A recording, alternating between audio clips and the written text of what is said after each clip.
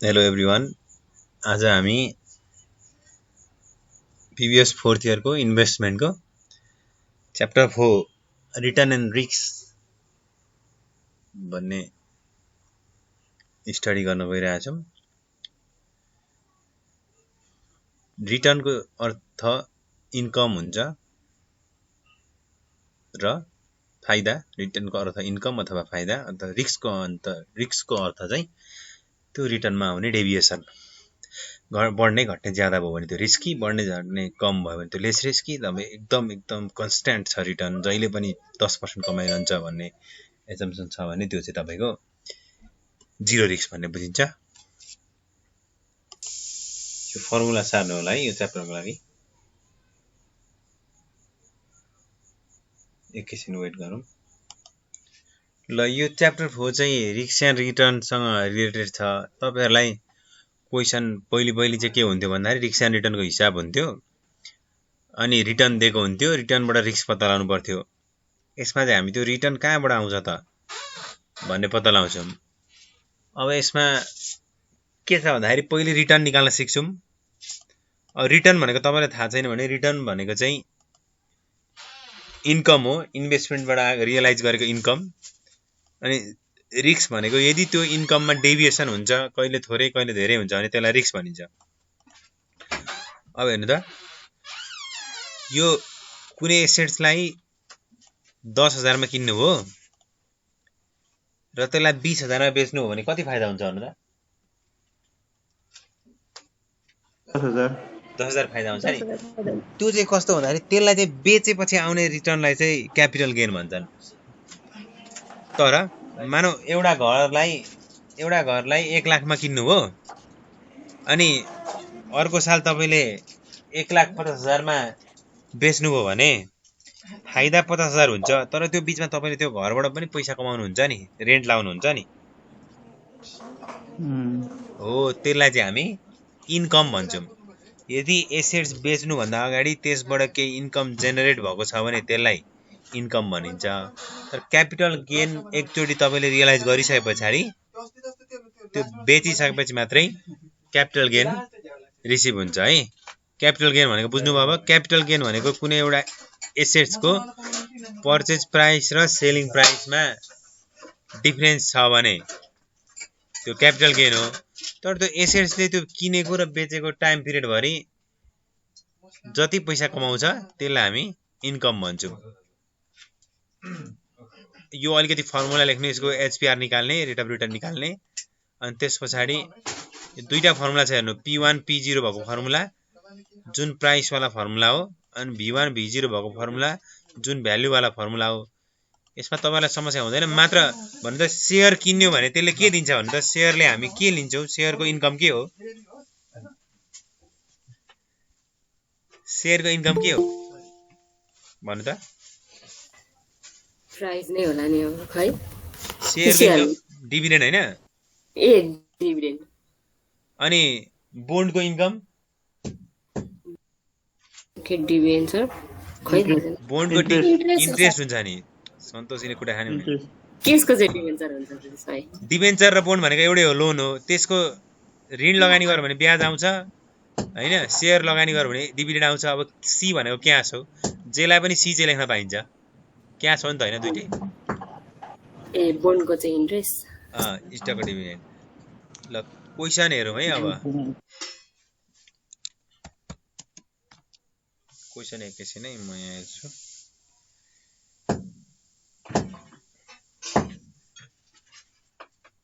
ल हेर्नु त, assume you purchase the bond for 9,500।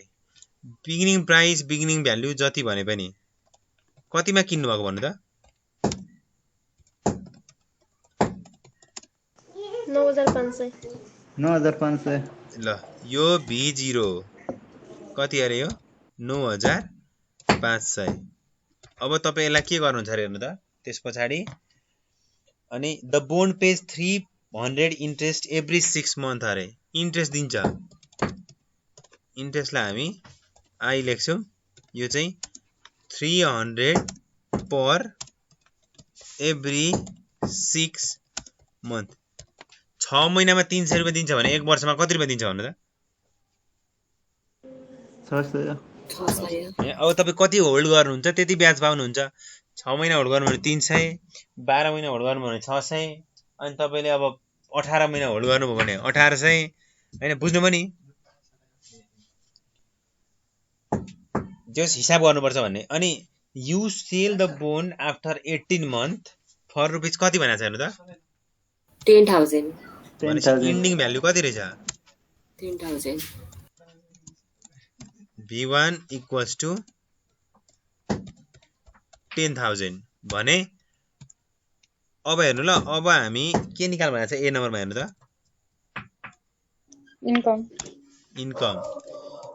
Income भनेको के हो मैले के भनेको थिएँ अघि तपाईहरुलाई इन्कम भनेको कि इन्ट्रेस्ट हो कि क्याश हो कि डिभिडेन्ड हो हैन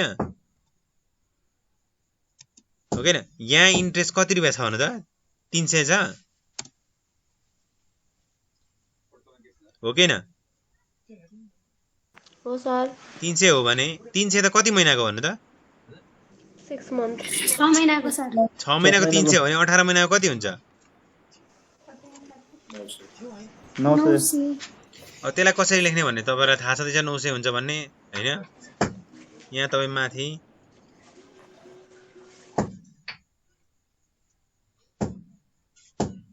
छ महिनाको 300 हुन्छ कति महिनाको भनेको छ हामीलाई यो निकाल भनेर 18 महिना भनेको छ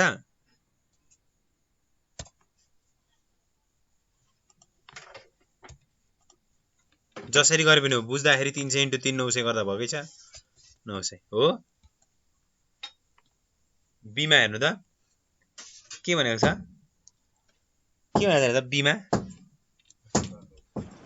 capital gain and loss capital gain अर ब्र्याकेटमा आयो भने नेगेटिभ आयो भने लस भन्ने बुझिन्छ अब मलाई भन्नु त क्यापिटल गेन लस भनेको मैले के भनेको छु अघि तपाईहरुलाई किनेको र बेचेको प्राइसमा यदि डिफरेन्स छ भने त्यहाँ कि क्यापिटल गेन हुन्छ कि क्यापिटल लस हुन्छ अब यसको मेन फर्मुला भनेको इन्डिङ माइनस बिगिनिङ हो भ्यालु भए पनि प्राइस भए पनि इन्डिङ माइनस बिगिनिङ हो ल मलाई भन्नु अब यो कतिमा बेच्यो 10,000 कतिमा किनो 9,500 9,500 भनेपछि तपाईको यो कति भयो हो 500 अब क्वेशनले सी नम्बर के सोधेको छ हेर्नु त टोटल रिटर्न इन रुपीज भनेको छ टोटल रिटर्न इन रुपीज मलाई भन्नु त यो जम्मा यसले कति कमायो भने त एसेट्स बेचेर कति कमायो एसेट्स बेचेर कति 500 कमायो हो यहाँ हेर्नु क्यापिटल गेन त्यो बीचमा उले कति कमायो त्यसबाट 900 सर हो त्यसलाई हामी इन्ट्रेस्ट भन्यौं हैन क्यापिटल गेन प्लस इन्कम गर्ने जहिले पनि प्लस इन्कम एउटा घर बेच्दाखेरि 50,000 फाइदा हुन्छ भने त्यस बीचमा भाडा लगाएको पैसा पनि हामीले इन्कममा जोड्नु पर्छ यसो गर्दाखेरि 900 प्लस 500 इक्वल टु 1400 हो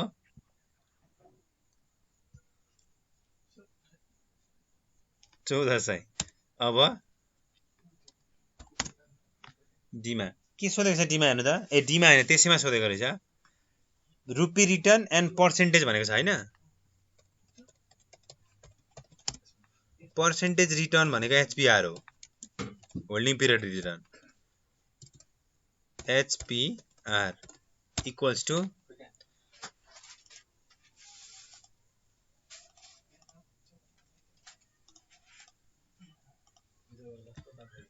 V1 minus V0 plus interest divide by V0 हिसाब निकाल्नु त कति आउँछ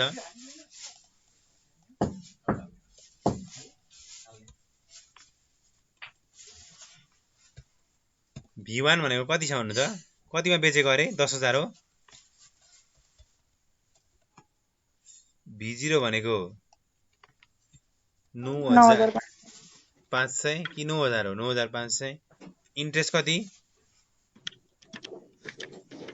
900 V0 भनेको 9,500 कति आयो 14.73 14.74% हो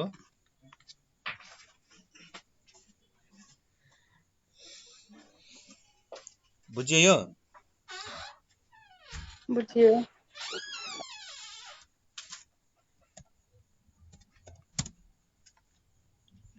2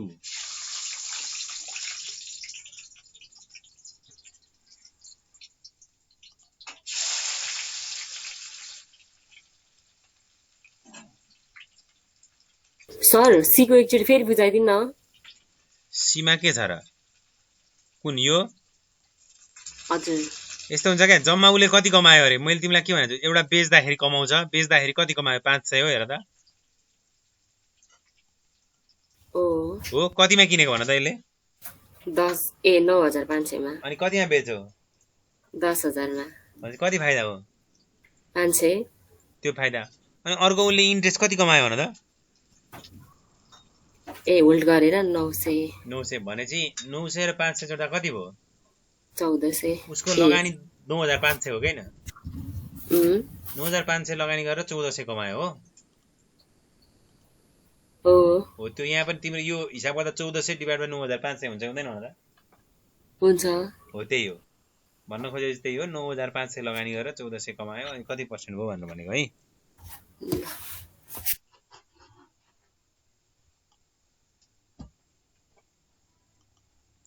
टु नम्बर सर एकैछिन एकचोटि स्क्रिनशट गरौँ अनि हेर्ने एकचोटि स्क्रिनशट गर्छु नि ए अहिले पठाइन्छु म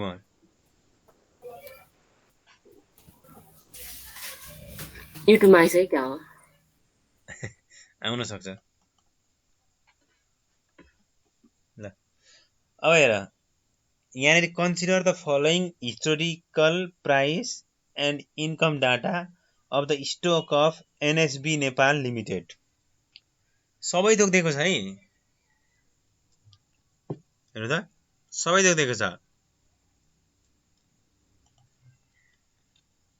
इयर अनि के प्राइस दिएको छ हेर त इन्डिङ प्राइस भनेको P1 हो हैन यस्तो दिएको हो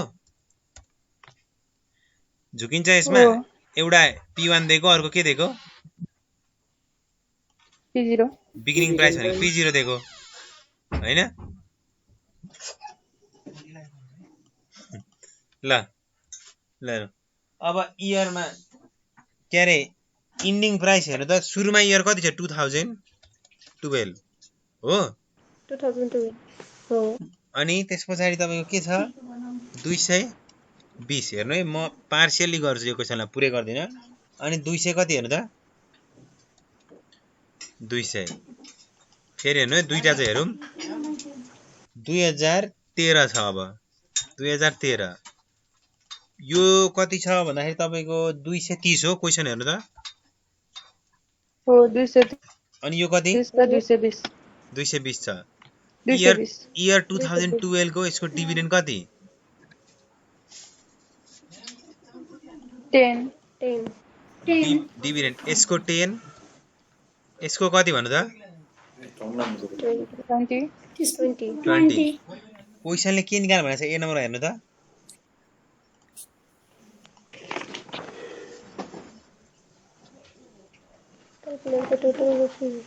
रुपी रिटर्न निकाल भनेको छ पहिले हो हैन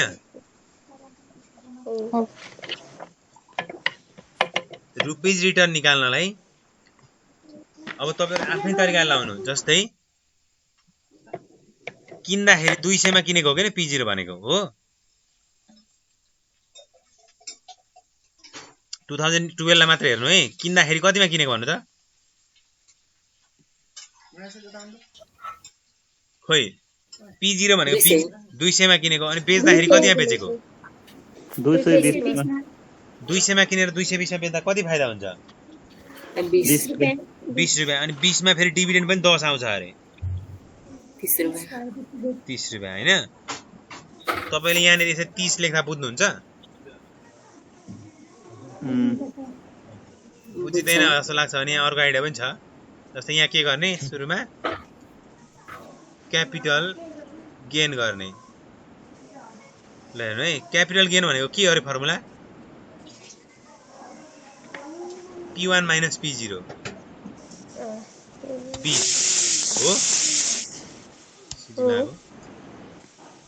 P1 minus P0 हो कि हैन? 20 भयो।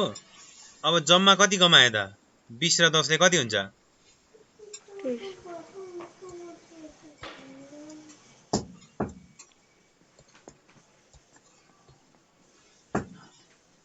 यसलाई मैले के गरे भने नि, यहाँ हेर्नु त, P1 minus P0 plus D गर्दे सजिलो।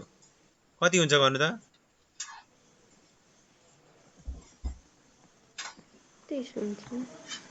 यसमै त्यही अघिकै हैन, कुरा उस्तै हो नि, बुझिन्छ नि जसरी गरे नि एउटै कुरा है। कति आयो? 30 रुपैयाँ। हेर्नु है, अनि पर्सेन्टेज पनि निकाल भनेको छ कि छैन?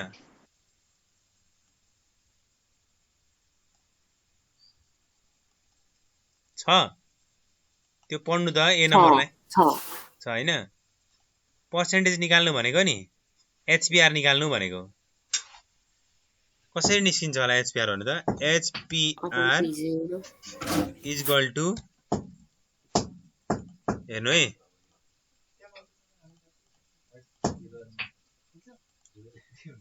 P1 minus P0 plus D divide by P0। निकाल्न सक्नुहुन्छ यसलाई? तपाईसँग P1 minus P0 त काँचै सर्लकै छ त। सकिन्छ सर। हजुर 0.1 कति आयो अरे? कति? 15%। अब हरेकको निकाल्नु अरे, निकाल्नु 13, 14, 15, 16 सबको निकाल्नु। सकिन्छ नि हैन सन्तोषी? सकिन्छ। ल निकाल्न त्यसो भए फटाफटी, त्यो ननिकाली अर्को कामै छैन त्यहाँ। ल भन्नु त मलाई, म यहाँ टकटक भ्यालु चाहिँ राख्छु ल। 15, 13.64, 15 अनि 13.64 अनि 13.64, 19.57 57,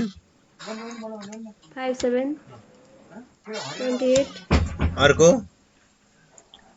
28 अनि अर्को 42.14।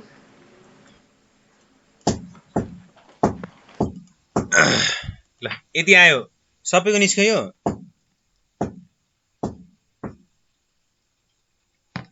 यो निकाल्न आएन भने त पढाइ छोड्नुपर्ने स्थिति हुन्छ नि। ल यो ए नम्बरको हो भन्ने थाहा पाउनु भयो? एकछिन सर अनि गरेकै छैन होला अनि। ए निकाल न के त?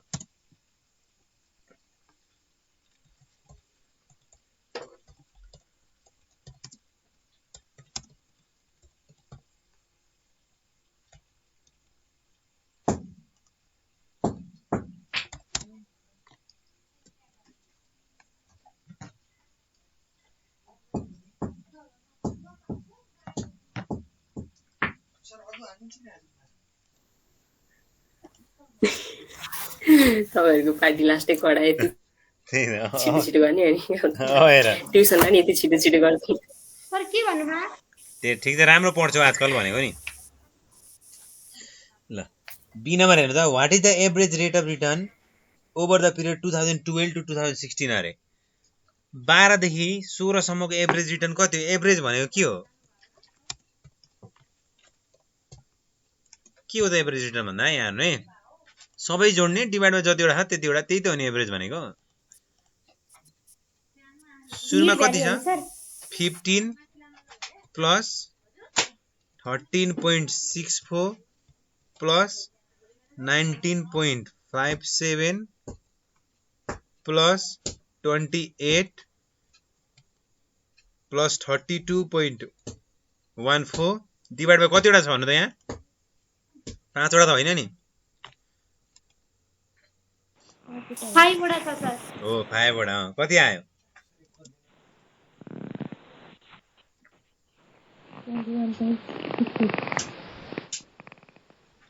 21.67 21.67 ल निकाल्नु सर 21.67 हो आयो।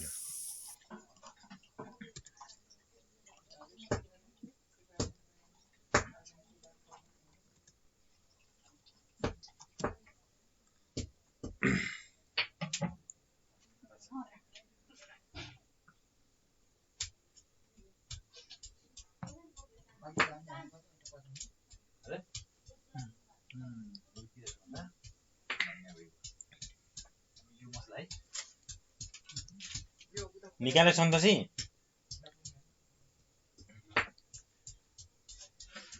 क्यालकुलेटर चलाउन अलिकति निकाले सर चुस्त दुरुस्त हुनुपर्छ नि ल सी नम्बर हेर indicate the level of return you would expect in 2017 अरे यो टेबल त नि 2016 सम्म अड्किन्छ नि हो के भन्नु त हो हो भनेपछि 2017 कसरी निकाल्ने भन्ने कुरा हो हिस्टोरिकल डाटा भनेको बुझ्नुहुन्छ हिस्टोरिकल डाटाको मिनिङ के हो भने दिएको डाटामा इयर मन्थ हैन अब क्वार्टरली के भनेर जुन टाइम जनाएको हुन्छ नि यसरी डिकेड त्यसलाई हिस्टोरिकल डाटा भन्छन् यसको मिनिङ के हो भने हामी अहिले 2016 को अन्तिममा छौं 2016 को अन्तिममा 2016 को अन्तिमसम्म यसको रिटर्न भनेको 15 13.64 19.57 28 र 32.14 भयो भने 2017 मा कति हुन्छ भनेर भनेको हो नि त यो एक्सपेक्टेड रिटर्न अफ 2017 भनेको बुझ्नुभयो यहाँ के भनेको क्वेशनले हेर्नु त indicate the level of return you would expect in 2017 भनेको यो ट्रेन्ड हेर्ने हो भने 2017 को रिटर्न कति हुन्छ भनेर सोधेको हैन सोधेको चाहिँ के हो त्यो थाहा पाउनु पर्यो नि पहिला हो लेख्नु रेट अफ रिटर्न इन 2017 यस्तो है एक्सपेक्टेड लेख्नुपर्छ ल अगाडि expected rate of return in 2017 is 21.67% हैन 21.67% if past trend would continue in future पहिलेका जस्तै भयो भने यति चाहिँ हुन सक्छ है भन्ने हो यो जुन एभरेज निकालेको थियो नि त्यो नै एक्सपेक्टेड हुन्छ त्यति नै आश गर्ने हामीले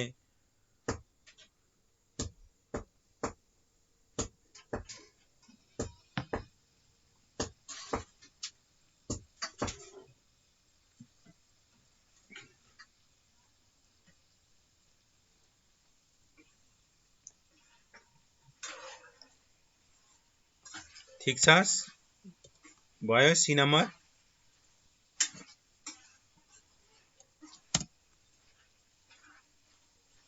भयो अब डी नम्बर हेर्नु डी नम्बर भनेको छ what is the total return in rupees and percentage of your original investment if you purchase 150 shares of stock at the beginning of 2012 ल हेर्नु तपाई बिगिनिङ मा कति किन्दै हुनुहुन्छ बिगिनिङ इन्भेस्टमेन्ट मैले B0 लेख्दै 150 B0 150 वटा शेयर कहिले किन्ने भन्नु त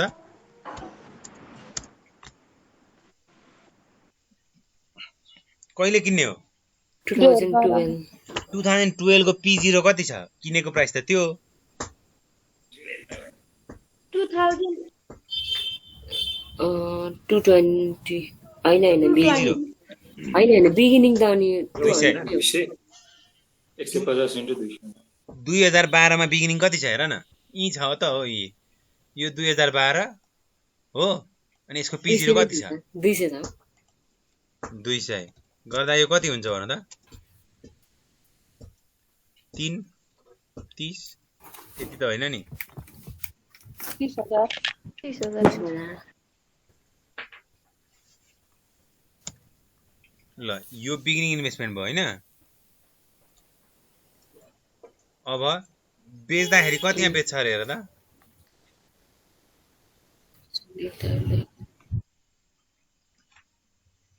50 shares of this stock at the beginning of 2012 14 को इन and sold 250 हो अब इन्डिङ भ्यालु लेख्दिए ल इन्डिङ भ्यालु कतिवटा शेयर हो भन्नु त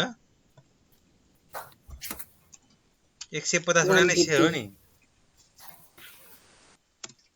इन्टु अब 2014 को इनमा बेच्छ भने कतिमा बेच्न पायो भन्नु त 250 2014 को इन भनेको 250 150 इन्टु 250 गर्नु त कति हुन्छ 37,500 ल किन्दाखेरि कतिमा किन्यो 30,000 मा किन्यो बेच्दाखेरि कतिमा बेच्यो 37,500 मा बेच्यो है भने अब यसको रिटर्न कति हुन्छ भनेर पत्ता लगाउनलाई सुरुमा यो बीचमा यसले कति डिभिडेन्ड कमाउँछ भन्ने कुरा हेर्ने हो हेर्नु है डिभिडेन्ड भनेको यसको 150 वटा शेयरको डिभिडेन्ड हैन ल भन्नु 2012 को सुरुमा किन्ने भने 2012 भरिको डिभिडेन्ड पाइन्छ कि पाइदैन पाइन्छ पाइन्छ अनि 2014 को पाइन्छ 2014 को नि इनमा बेच्ने भनेको छ पाइन्छ कि पाइदैन पाइन्छ कति आयो 150 वटा शेयरको कति आयो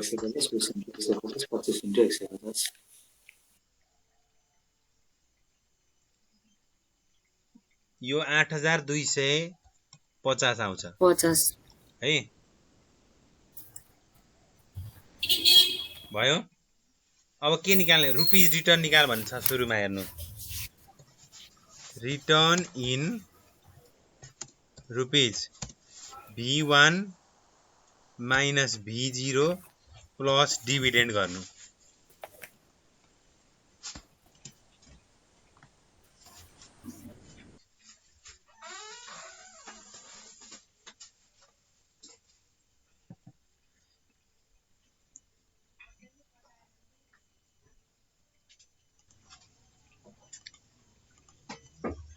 यसलाई हिसाब गर्दा V1 भनेको तपाईको 37,500 माइनस V0 भनेको तपाईको 30,000 प्लस डिभिडेन्ड भनेको 8,250 इक्वल्स टु 15,750 रुपी रिटर्न अब एचपीआर निकाल्नु होल्डिङ पिरियड रिटर्न पर्सेन्टेजमा भनेको यही हो 52.5 V1 minus V0 plus D divide by V0 ल सबै निकाल्नु है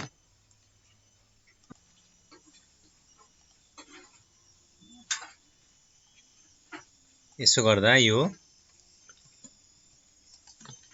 52.5% ढुक्क भयो हैन अब यो मिल्यो नि यो क्वेशन वास्तवमा तपाईहरुको बेस हो है यो क्वेशन बेस हो यो क्वेशन तपाईलाई मज्जाले आयो भने रिक्सा निटरै लगाउन सकिन्छ सबै कति नम्बर आउँछ यही त आउँछ भने आयो भने 10 नम्बर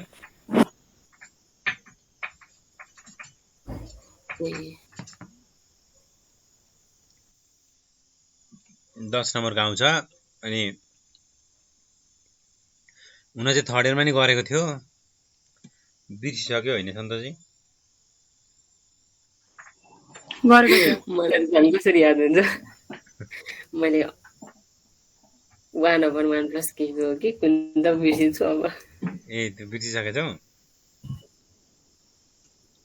अस्ति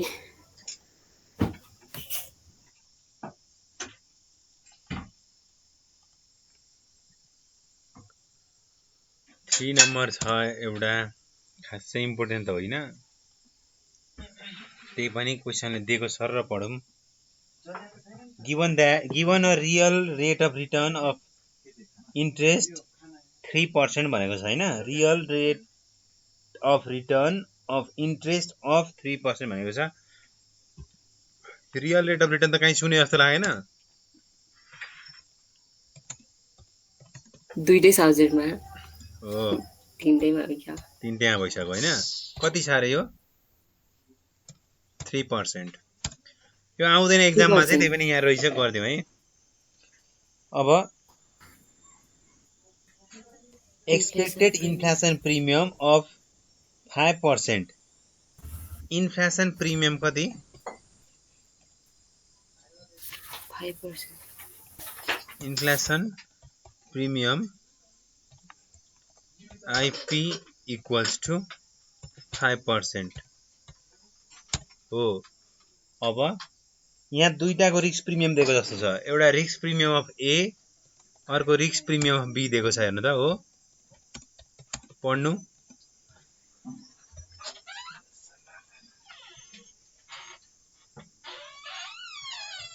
रिस्क प्रिमियम अफ ए दिएको छ कति 3% 5 दुईटै 5 छ होइन पढ एकचोटी मजाले 3 छ होला 3 र 5 बी ए हो रहेछ हो यो कति रिस्क प्रिमियम बी कति छ 5% अब निकाल्न लागेको यो के निकाल्न लागेको छ भने ए नम्बरमा नि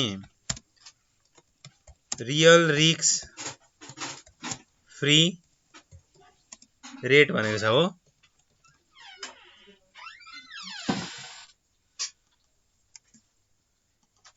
रियल रिस्क फ्री रेट हुन्छ यसलाई हामी आरएफ भन्छौँ यहाँ चाहिँ इन्भेस्टमेन्टमा छुट्टै हुन्छ आरएफ को फर्मुला चाहिँ के स्टार प्लस आइपी के स्टार कति हो भन्नु त 3 अनि आइपी कति 5 गर्नुपर्छ त यो गर्दैन सर अब रिक्वायर्ड रिटर्न अफ ए हेर्नु RA equals to RF plus risk premium of A यो चाहिँ तपाईलाई सेकेन्ड च्याप्टर अब यस पछाडिको च्याप्टरमा काम दिन्छ यहाँ दिनु हुँदैन त दिइहाल्यो अब आरएफ कति निक्लिन्छ अरे 8 हो रिस्क प्रिमियम अफ ए कति हो भन्नु त 3 इक्वल टु कति 11% यसै गरी in required return of B निकाल्नु त खासै इम्पोर्टेन्ट नभएकोले यसलाई खासै प्रायोरिटी दिनु पर्दैन तपाईहरुले बुझ्ने चाहिँ यो required rate of return A र required rate of return B को मिनिङ हो के बुझ्नुपर्छ भने जति बढी रिस्क प्रिमियम भो त्यति बढी रिटर्न हुन्छ हैन अनि यसको मिनिङ के हो भने रिक्वायर्ड भनेको चाहिने कुरा हो किन भन्नु त ए भन्ने स्टकलाई बजारमा टिक्न कति % रिटर्न चाहिन्छ अरे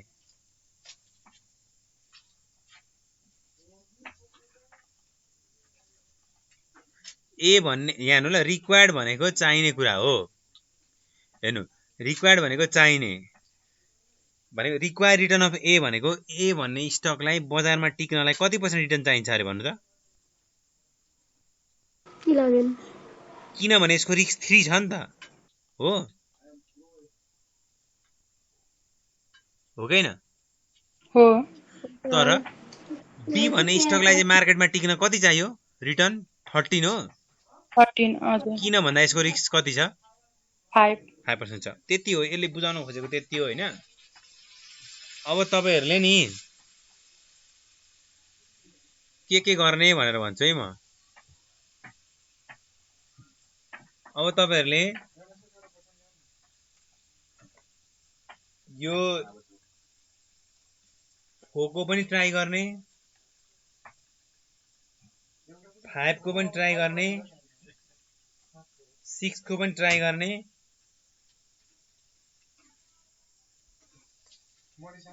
हो 6 सम्म ट्राई गर्ने ल सर। हजुर यो 4 को त के हो यस्तो? ल हस् त आजलाई यति, यो अब बाँकी अरू भिडियोमा अपलोड गरौँला।